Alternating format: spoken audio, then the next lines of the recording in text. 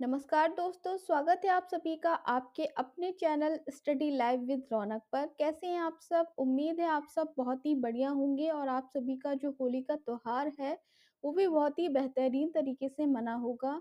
तो चलिए स्टार्ट करते हैं आज की अपनी railway group D NTPC GK GS की। आज की जो पीवाईक्यू की क्लास है, ये आपकी तीसरी क्लास होने वाली है। 2 क्लास जो है वो चैनल पे पड़ी हैं।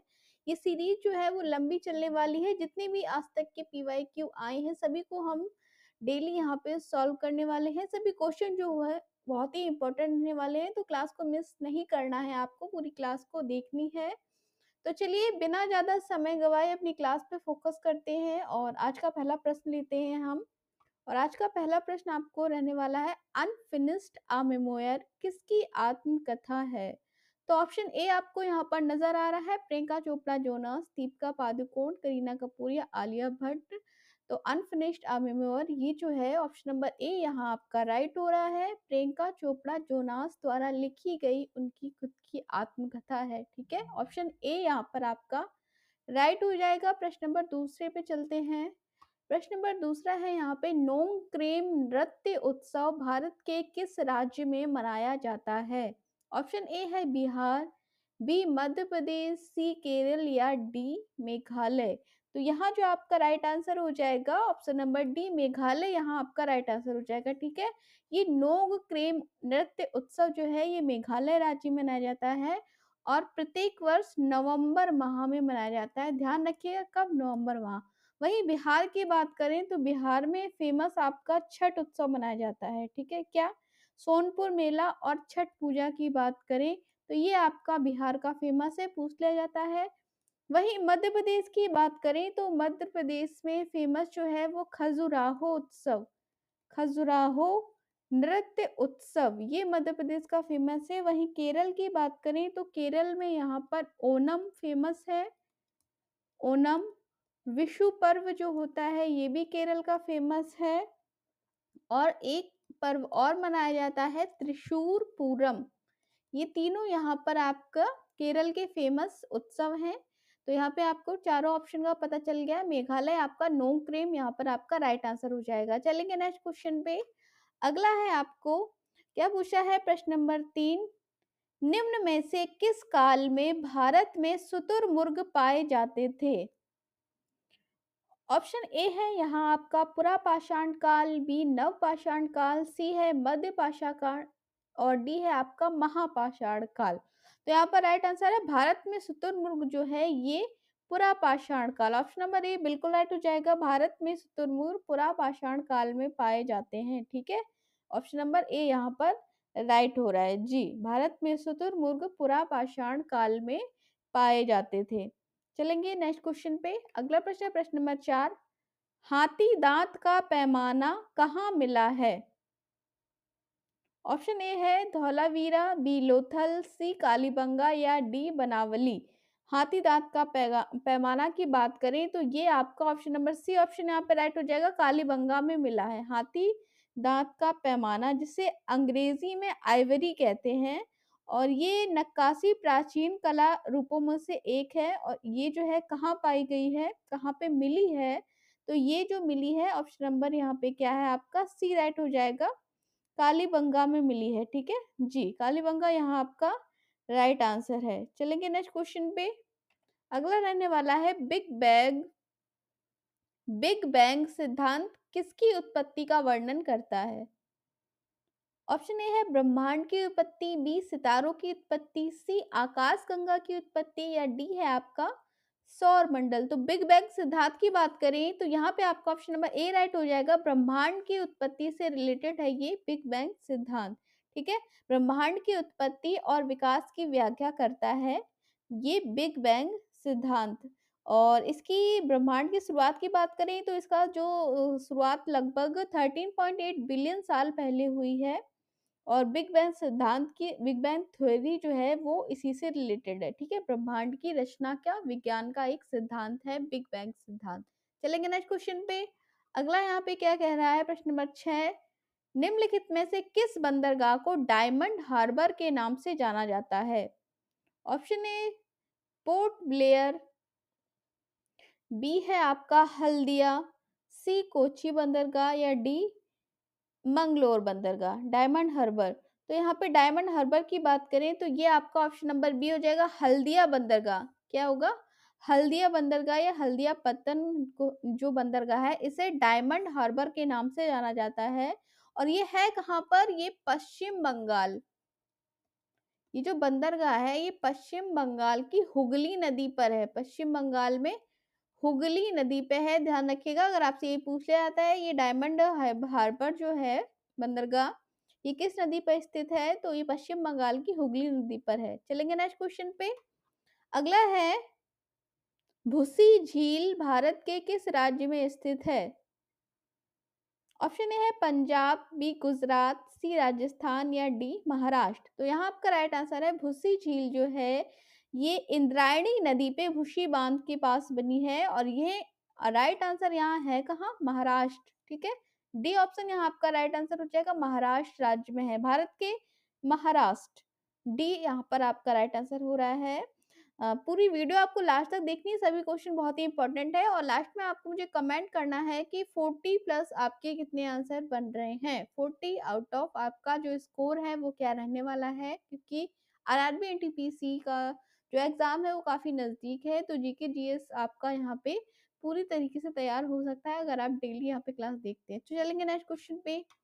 अगला रहने वाला है, भारत के संविधान को बनाने वाली संविधान सभा में कितनी महिला सदस्य थी? ऑप्शन ए 12 महिला सदस्य, 10 महिला सदस्य, 14 महिला सदस्य या 15 महिला सदस्य। तो यहाँ पे भारत के संविधान को बनाने वाली संविधान सभा में कुल टोटल जो महिलाएं थी वो 15 महिला की संख्या थी। 15 महिला सदस्य थी जिन्होंने भारत के संविधान निर्माण में अपना योगदान दिया है, अपनी अहम भूमिका निभाई है। ठीक है, चलेंगे नेक्स्ट क्वेश्चन पे। अगला है, क्या पूछ रहा है प्रश्न नंबर 9, भारत की संविधान सभा की सदन समिति के अध्यक्ष कौन थे? B Pattabhi Sitaramayya, A V Thakkar, K M Munshi या जे बी कृपलानी। तो भारत के संविधान सभा के सदन समिति की बात करें तो इसका जो राइट आंसर होगा बी पटाभी सीतारामैया इसके अध्यक्ष थे। ठीक है जी, ये जो थे ये मद्रास प्रांत से चुने गए थे और इन्हें सदन समिति का अध्यक्ष बनाया गया था, बी पटाभी सीतारामैया को। चलेंगे नेक्स्ट क्वेश्चन पे। जल्दी ही क्लास को हम सॉल्व करना, कम समय में ज्यादा क्वेश्चन सॉल्व करेंगे। भारत का संविधान किसके द्वारा हस्तलिखित है? कन्हैया लाल मानिक लाल मुंशी, बाला साहेब गंगाधर खेर, प्रेम बिहारी नारायण रायजादा या श्यामा प्रसाद मुखर्जी। बहुत ही इंपॉर्टेंट क्वेश्चन है, कई बार ये एसएससी और रेलवे में भी पूछा गया है। तो ये ऑप्शन नंबर सी हो जाएगा, प्रेम बिहारी नारायण रायजादा के द्वारा भारत का संविधान जो है ये लिखा गया है। आगे बढ़ेंगे नेक्स्ट क्वेश्चन पे। अगला रहने वाला है प्रश्न नंबर 11, भारत के संविधान में द्विसदनीय संसद का प्रावधान करने का विचार किस संविधान से लिया गया है? ये जो द्विसदनीय संसद का विचार है ये किस देश के संविधान से लिया गया है? फ्रेंच, ब्रिटिश, कैनेडियन या आयरिश। तो यहाँ पे ऑप्शन नंबर बी राइट हो जाएगा, ब्रिटिश, यानी ब्रिटेन के संविधान से लिया गया है संसदीय संसदीय प्रणाली का जो प्रावधान है। ठीक है जी, यहाँ पे ऑप्शन नंबर बी आपका राइट हो जाएगा। आगे चलेंगे नेक्स्ट क्वेश्चन पे।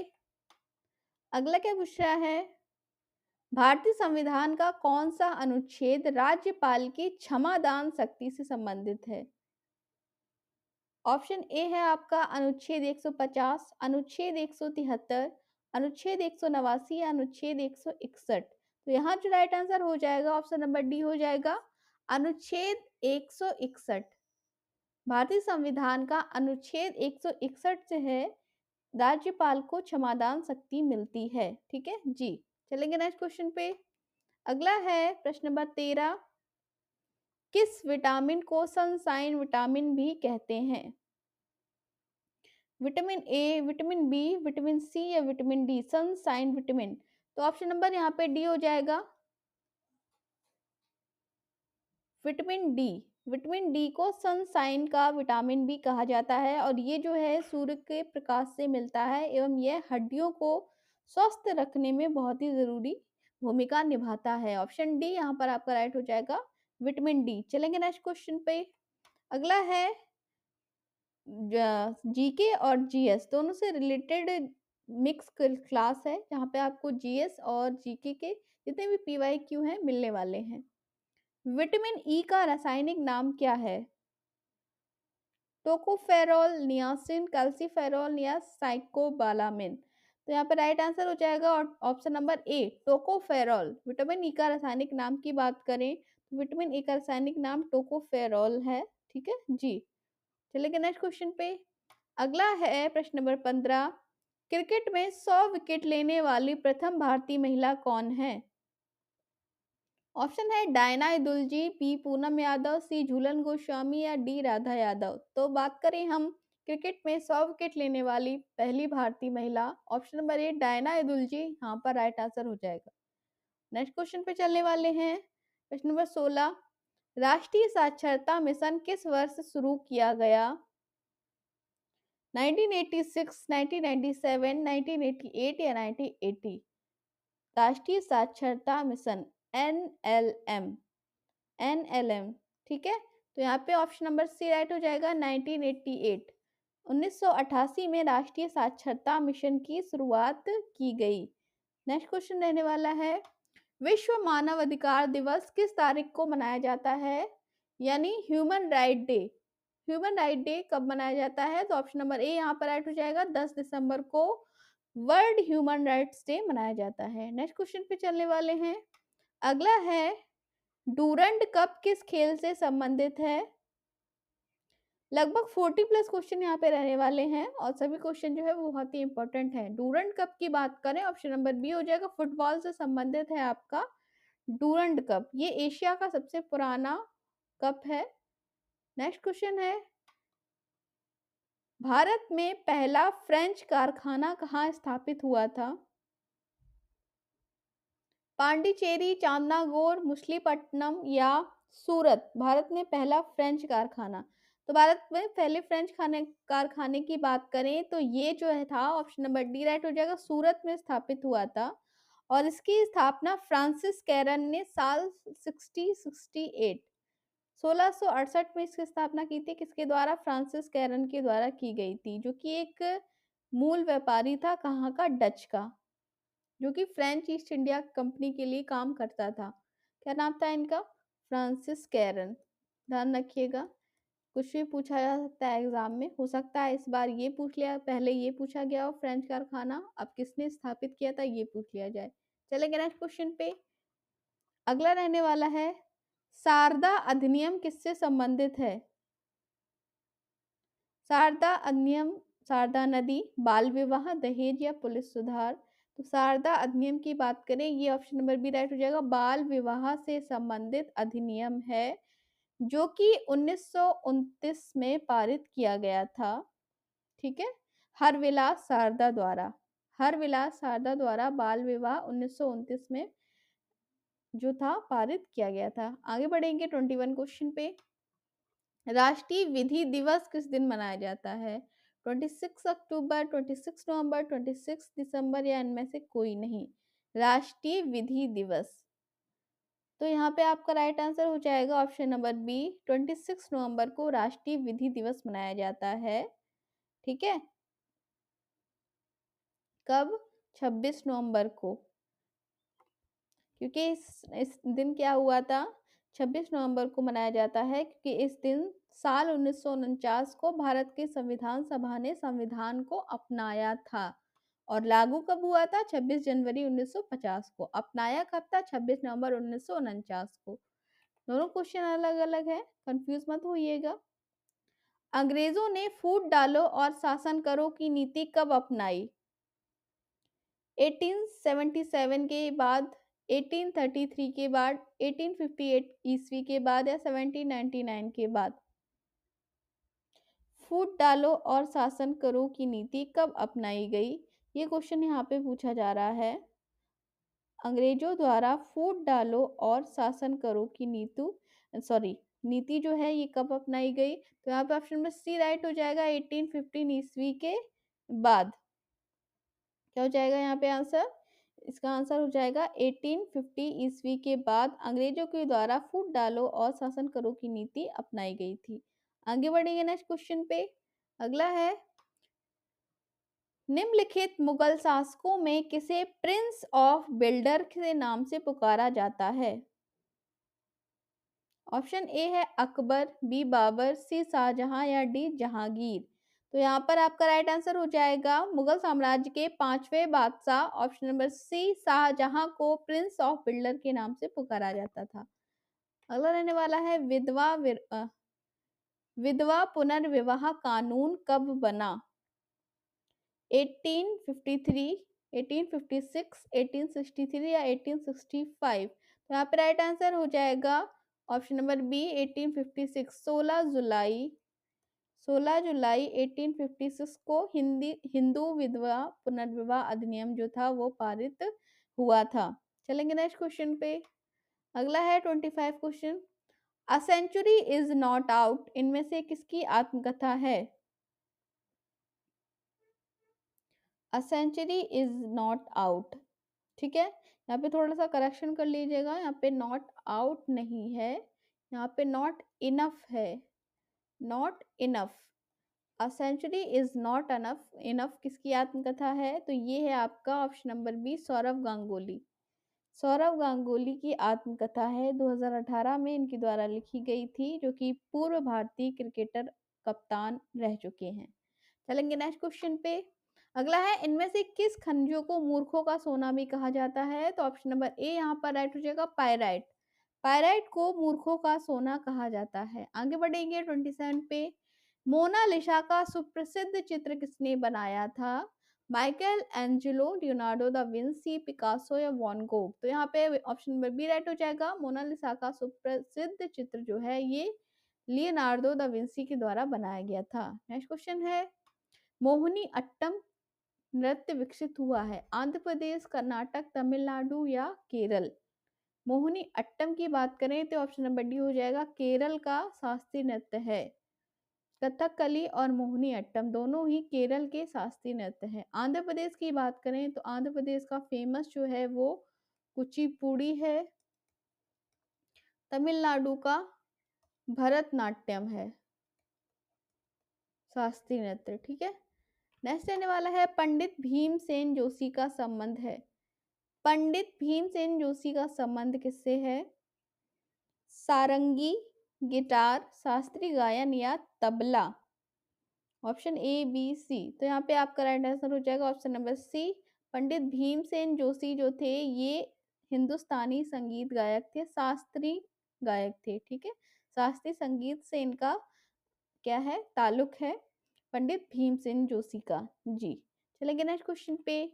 अगला है, कौटिल्य ने रचना की अर्थशास्त्र की, मनुस्मृति की, अथर्ववेद की, रामायण की? तो कौटिल्य के द्वारा ऑप्शन नंबर ए हो जाएगा, अर्थशास्त्र की रचना की गई है। अर्थशास्त्र इनका फेमस क्या है, ग्रंथ है। चलेंगे नेक्स्ट क्वेश्चन पे। अगला है, स्वर्ण मंदिर किससे संबंधित है? बौद्ध धर्म, सिख धर्म, हिंदू धर्म या इनमें से कोई नहीं? तो स्वर्ण मंदिर जो है ये ऑप्शन नंबर बी सिख धर्म से संबंधित है। जी, नेक्स्ट क्वेश्चन आने वाला है, पंचतंत्र किसने लिखा है? क्वेश्चन इसमें इजी भी है और हार्ड भी है, क्योंकि दोनों प्रकार के क्वेश्चन जो है वो पूछे गए हैं आपके एग्जाम में। सारे क्वेश्चन PYQ है। पंचतंत्र जो है ये ऑप्शन नंबर डी यहाँ पे राइट हो जाएगा, विष्णु शर्मा के द्वारा लिखा गया है। अगला रहने वाला है, अष्टाध्यायी किसने लिखी है? कौटिल्य, कालिदास, पाणिनि या इनमें से कोई नहीं? तो अष्टाध्यायी जो है ये ऑप्शन नंबर सी है, पाणिनि। अष्टाध्यायी जो है ये पाणिनि की रचना है। नेक्स्ट रहने वाला है, हड़प्पा के लोग मुख्यतः पूजा करते थे पशुपति, सूर्य, विष्णु या ब्रह्मा? तो हड़प्पा के लोग मुख्यतः पशुपति, जिन्हें शिव, पशुपति नाथ शिव की पूजा करते थे। जी, चलेंगे नेक्स्ट क्वेश्चन पे। अगला है, पहली बार परमाणु बम कहाँ फेंका गया? नागासाकी, हांगकांग, टोक्यो या हिरोशिमा? तो पहली बार जापान के हिरोशिमा नगर पे गिराया गया था, उसके बाद नागासाकी में। पहला बम, परमाणु बम जो था वो 6 अगस्त 1945 को हिरोशिमा जापान के हिरोशिमा में गिराया गया था। वहीं दूसरा बम तो था वो 9 अगस्त को नागासाकी में गिराया गया था, ध्यान रखिएगा। चलेंगे नेक्स्ट क्वेश्चन पे। अगला रहने वाला है, महात्मा गांधी के राजनीतिक गुरु कौन थे? अरविंद घोष, गोपाल कृष्ण गोखले, बाल गंगाधर तिलक, लाला लाजपत राय। तो यहाँ पे आपका राइट आंसर हो जाएगा, महात्मा गांधी के जो राजनैतिक गुरु थे वो गोपाल कृष्ण गोखले थे। गोपाल कृष्ण गोखले यहाँ पर आपका राइट आंसर है। आगे चलेंगे। शांत घाटी किस राज्य में स्थित है? असम, केरल, अरुणाचल या तमिलनाडु?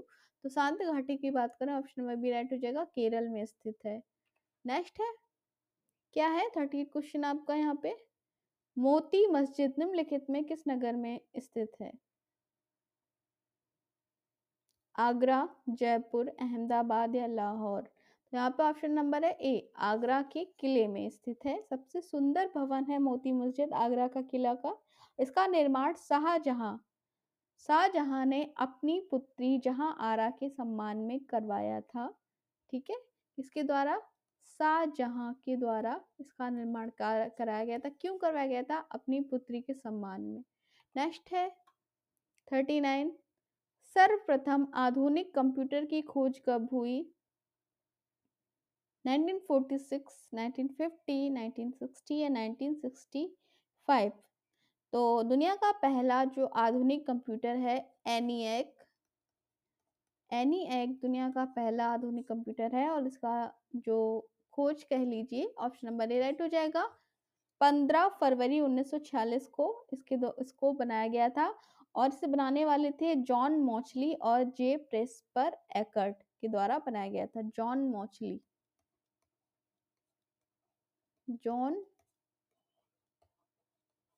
मॉचली और जे प्रेस्पर एकर्ट के द्वारा ये बनाया गया था। नेक्स्ट रहने वाला है, निम्नलिखित में कौन सी वैज्ञानिक कंप्यूटर भाषा है? बेसिक, कोबोल, फोर्ट्रेन या पास्कल? तो वैज्ञानिक कंप्यूटर भाषा की बात करें, ऑप्शन नंबर सी यहाँ आपका राइट हो जाएगा, फोर्ट्रेन। फुल फॉर्म है इसका फॉर्मूला ट्रांसलेशन इसका फुल फॉर्म है। ठीक है, ऑप्शन नंबर सी यहाँ आपका बिल्कुल राइट हो जाएगा। फॉर्मूला ट्रांसलेशन यानी फोर्ट्रेन जो है वो वैज्ञानिक कंप्यूटर भाषा है। तो यहाँ आपके 40 क्वेश्चन जो है वो आज के कंप्लीट हो रहे हैं। क्लास कैसी लगी आपको कमेंट में बताना है। साथ ही साथ कमेंट में मुझे ये भी बताना है कि आपके 40 प्लस में से कितने आंसर जो हैं वो ठीक हुए हैं, कितने आपका जो बन रहा है, स्कोर बन रहा है। और ये 41 जो है मॉड्यूलेटर डीमॉड्यूलेटर, ये आपके लिए कमेंट होमवर्क क्वेश्चन है। इसका आंसर आपको मुझे कमेंट करना है, तो कमेंट जरूर करिएगा मॉड्यूलेटर डीमॉड्यूलेटर का सामान्य नाम, और इसका आंसर आपको अगली क्लास में मिल जाएगा। तो जिसको भी पता है वो कमेंट में आंसर जरूर करना है, और आंसर में कमेंट में मुझे ये भी बताइएगा 40 में से आपका जो स्कोर था वो कितना बना है। ठीक है, और वीडियो को लाइक व शेयर जरूर कर दीजिएगा। जो भी चैनल पे पहली बार देख रहे हैं वो चैनल को सब्सक्राइब और वीडियो को लाइक और शेयर जरूर कर दीजिएगा। चलते हैं, अब फिर मिलेंगे अगली क्लास में। तब तक के लिए नमस्कार, take care and good bye.